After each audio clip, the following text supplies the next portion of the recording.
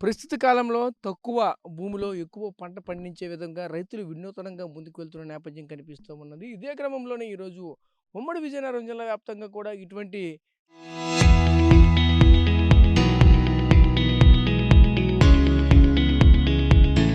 Shadow నెట్‌లతో మంచిగా పంటలు పండిస్తున్న పరిస్థితి కనిపిస్తూ ఉన్నది. కానీ ఇందులో ఒక గమ్మత్తైన విషయం ఏంటంటే, ఈ యొక్క షేడ్ నెట్స్ ఏవైతే ఉన్నాయో, ఈ నెట్స్ పేరుతో కొన్ని కార్పొరేట్ కంపెనీలు, అలాగే గవర్నమెంట్‌కి సంబంధించిన అధికారులు కూడా కుమ్మక్కయ్యి ప్రభుత్వ ధనాన్ని, అలాగే ప్రజల సొమ్మును పూర్తిగా దుబారాగా ఖర్చు పెడుతున్న పరిస్థితి కనిపిస్తా ఉన్నాయంటూ కూడా పలు ఆరోపణలు కూడా వచ్చిన పరిస్థితి కనిపించింది. గ్రౌండ్ రిపోర్ట్‌కైతే ఈరోజు ఆర్‌టీవీ అయితే వచ్చింది. అయితే నేనైతే ప్రస్తుతం చూసుకుంటే విజయనగరం జిల్లా గంట్యాడ మండలం బుడదనాపల్లికి సంబంధించినటువంటి రెవెన్యూలో ప్రస్తుతం అయితే నేనైతే ఉన్నాను. ఇక్కడ చూసుకుంటే పర్సెంట్ ఎక్స్‌ట్రా చేస్తున్న పరిస్థితి కనిపిస్తా ఉన్నది. అదేవిధంగా ట్రాన్స్‌పోర్ట్ చూసుకుంటే సుమారుగా 70% వరకు కూడా దీన్ని ఖర్చులైతే ఎక్కువగా చూపిస్తున్న పరిస్థితి కనిపిస్తా ఉన్నాయి. ఇవన్నీ కనుక చూస్తూ ఉంటే పూర్తిగా ఈరోజు ప్రభుత్వ ఖజానాని ఖాళీ చేసే విధంగా కొంతమంది దోపిడీగా ఇదంతా కూడా దోపిడీ చేస్తున్న పరిస్థితి అసలు ఏదేమైనప్పటికీ సరే రైతుకైతే ఒక విధంగా చాలా ఉపయోగపడుతూ ఉన్న పరిస్థితి కనిపిస్తూ ఆ రైతులకు తెలియకుండా రైతులను మభ్యపెట్టి రైతుల దగ్గర నుంచి సుమారుగా రూ. 34,100 మాత్రమే మీ నుండి డబ్బులు కట్టించుకుంటున్నామని చెప్పి 99,000 వరకు కూడా దీన్నంతా ఎక్స్ట్రా చేస్తున్న ఇస్తా ఉన్నది. అంటే ఒక విధంగా రైతుకు చేకూరినటువంటి చెప్తూ ఉంటే రూ. 34,000 కాబట్టి తక్కువ అమౌంట్ అయితే అవుతుందంటూ కూడా దారి మళ్లిస్తున్న పరిస్థితి కనిపిస్తూ ఉన్నది. దీనికి సంబంధించినటువంటి పలు మెటీరియల్ కూడా చూసుకుంటే ప్రతి విషయంలో కూడా రూపాయికి రూ. 3 ఎక్స్‌ట్రాక్షన్ చేసినటువంటి పరిస్థితులు కూడా కనిపిస్తూ ఉంటాయి. అదేవిధంగా ఒకవైపు చూడొచ్చు, ఇక్కడ నేను చూపించబోయేటువంటి డోరు, ఈ డోర్ ఒక్కటే రూ. 6,000 అని చెప్తూ ఉన్నారు. అంటే మనకు 6,100 పైచిలకైతే దీనైతే చూపించిన పరిస్థితి కనిపిస్తూ ఉన్నాయి.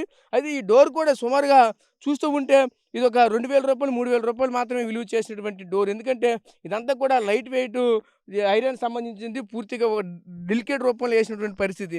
రైతుకు కూడా పూర్తిగా ఏమీ తెలియనటువంటి పరిస్థితి మాత్రం ఉంటుంది. రైతు కూడా ఉన్నారు, తెలుసుకునే ప్రయత్నం చేద్దాం. ఒకసారి రైతుని అడిగి అసలు ఏం జరిగింది అంటే ప్రభుత్వానికి సంబంధించి కావచ్చు, ఈ యొక్క నెట్ హౌస్ సంబంధించి కావచ్చు, లేదంటే ఆ వ్యవసాయ క్షేత్రానికి సంబంధించినటువంటి అధికారులు కావచ్చు, మీరు అమౌంట్ ఎంత కట్టారు, ఏంటి, దీనివల్ల మీకు లాభసాటిగా ఉన్నది ఎలా ఉంది, దీనిలో అవకతవకలు జరుగుతూ ఉన్నాయి అంటున్నారు. ఎలా మీకు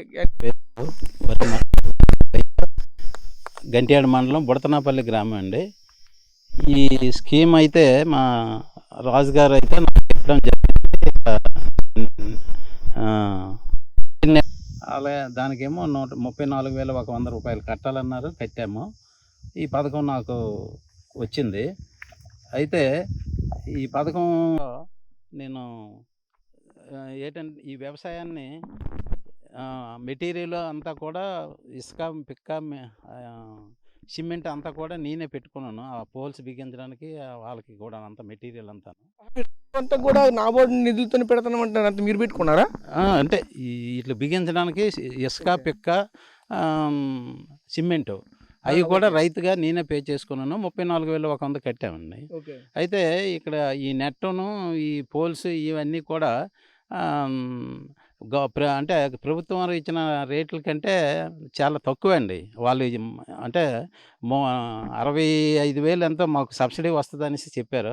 ఆ సబ్సిడీ సొమ్ము అంతా కూడా మాకు రైతుకి ఉపయోగపడకుండా ప్రభుత్వమే ఈ ఈ అధికారులతో ఎక్కువ రేట్లకి వేసి పంపించారండి.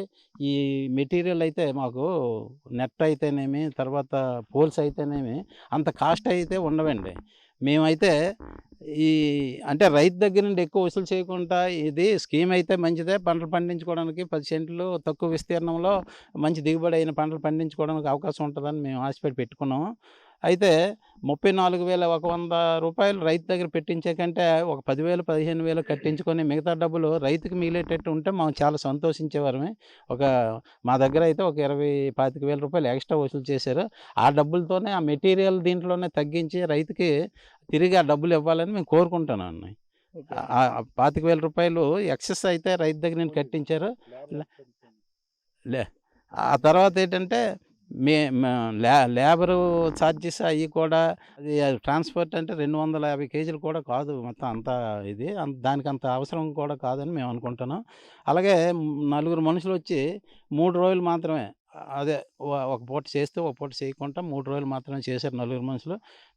ఒక్కొక్కరికి రూ. 1,000 వేసుకున్న 4,000, 3, 4, 12,000 కంటే ఎక్కువ వాళ్ళకి లేబర్ ఛార్జ్ కూడా అవసరం లేదు. 20,000 చెమ్మారు లేబర్ ఛార్జ్ చేసినట్టు మాకు కాగితాల్లో చూపించారు. ఇయన్నీ కూడా ఎక్స్‌ట్రా ఏసి రైతుకి ఇచ్చిన ఉపయోగం లేకుండా మాకు పెట్టుబడి ఎక్కువైపోయినట్టు చూస్తున్నారు కాబట్టి, ఈ పెట్టుబడి రైతుకి ఎక్కువవుతుంది. ఆ తర్వాత ఈ హౌస్ ఈ నెట్ హౌస్ ఇది కూడా 10 సంవత్సరాలు ఉంటదని అలా అంటే మేము అడిగితే చెప్పారు గానీ, 10 సంవత్సరాలు కూడా ఇది మన్నిక ఉండేటట్టు అసలేం లేదు. ఈ నెట్ కూడాను ఎన్నాళ్ళు ఉండదు. దీని నాణ్యత కూడా అంతలేదు. ఈ నెట్ ఏంటి, ఈ మెటీరియల్ ఈట్లకేసిన ఇవి కూడా మేము మార్కెట్ రేట్ కంటే ఎక్కువ చూపిస్తున్నారు. అంచేతనే ఇయన్నీ కూడా రైతుకి బెనిఫిట్ కలిగే విధంగా ఉండాలనేసి అనుకున్నప్పుడు ప్రభుత్వం, నాబార్డ్ వీళ్ళు కూడా భావించినప్పుడు చార్జెస్ గానీ, మెటీరియల్ తయారు ఈ ఖరీదులో గానీ మాకు 10,000-15,000 మా దగ్గర డిపాజిట్ తీసుకొని మిగతా సొమ్ము మాకు రైతులకు ఇప్పిస్తే దానికి రైతులకు ఎంతో కొంత ఉపయోగపడుతుందని భావిస్తున్నాం. అంచేతనే దీని మీద పరిశీలన చేసి అధికారులు అందరూ కూడా రైతులకి తిరిగి ఆ సొమ్ము చెల్లిస్తే చాలా సంతోషంగా మేము ఆ పథకాన్ని ఇంప్లిమెంట్ చేసుకొని ఎంతో కొంత వ్యవసాయాన్ని, కూరగాయలు అవి దానివల్ల లబ్ధి పొందుతామని మీకు ప్రభుత్వంకి విన్నవించుకుంటున్నాను రైతుగా. అంచేతనే ఇది మీరు పై అధికారులు అందరూ కూడా దీన్ని పరిశీలించి న్యాయం చేయాలని మేము కోరుకుంటున్నాం. చెందుతున్న పరిస్థితి కనిపిస్తూ ఉంది. ఎందుకంటే ఈ నెట్ హౌస్ జనరల్గా చూసుకుంటే రైతు దగ్గర నుంచి 34,100 రూపాయలు అయితే దీని నుంచి కట్టించుకున్నారని చెప్తూ ఉన్నారు. కానీ ఏదైతే నాబార్డ్ నుంచి వచ్చినటువంటి నిధులు సుమారుగా 64,000 పైచీలకి అయితే నిధులు అయితే వస్తూ ఉన్నాయి. అంటే ఎక్స్ట్రా రైతు కోసం ఖర్చు పెడుతూ ఉన్నది నాబార్డు.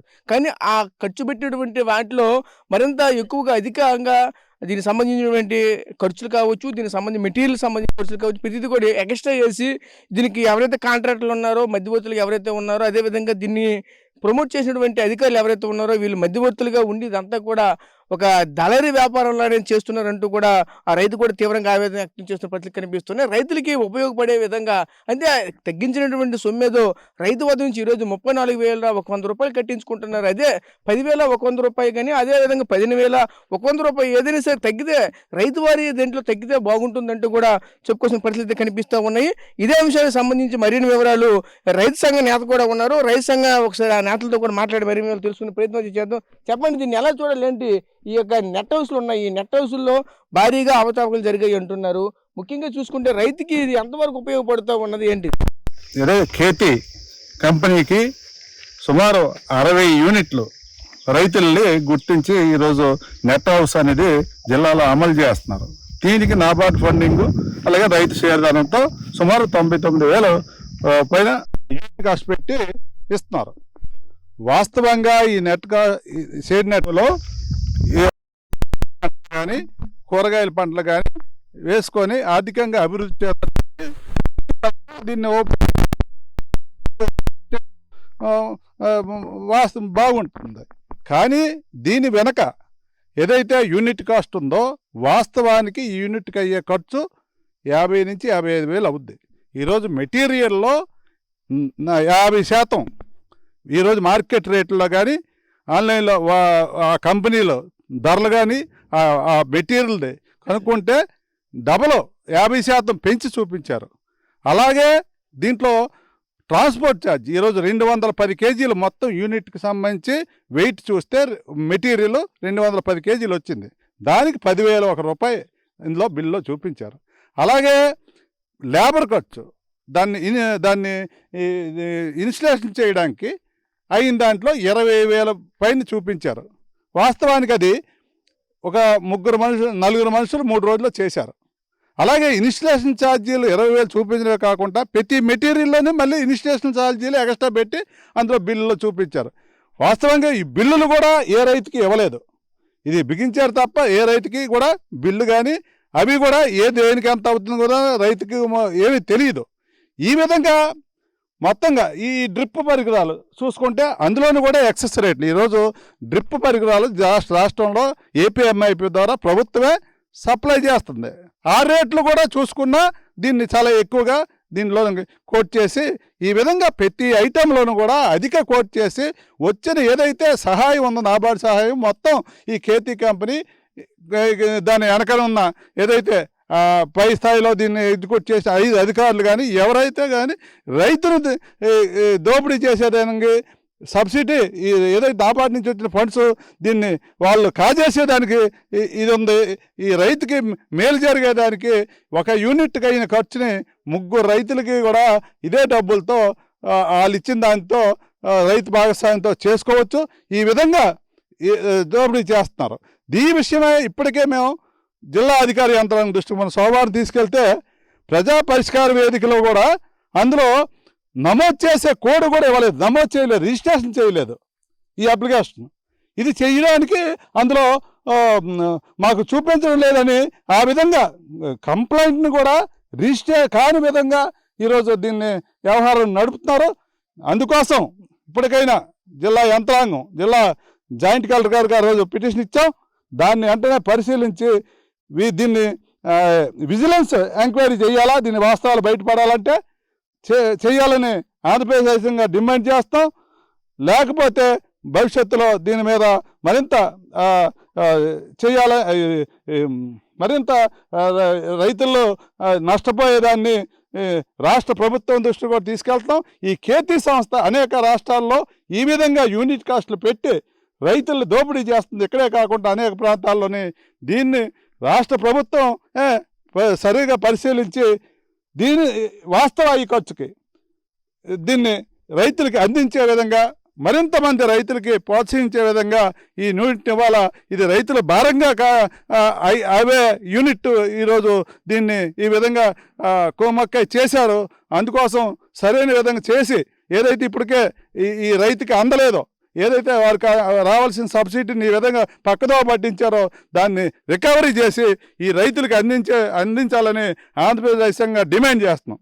నాబార్డు నుంచి అయితే దీనికి నిధులైతే వస్తున్నాయి. ఒక యూనిట్ కాస్ట్ ప్రస్తుతం మనం చూసుకుంటే ఒక షాడో నెట్ యూనిట్ ఏదైతే ఉంటుందో అగ్రికల్చర్ సంబంధించి నెట్ యూనిట్ వద్ద ప్రస్తుతం అయితే ఉన్నాం. ఇది చూసుకుంటే ఇక్కడ ఒక బోర్డు కూడా పెట్టారు, ముందుగానే చెప్పాను.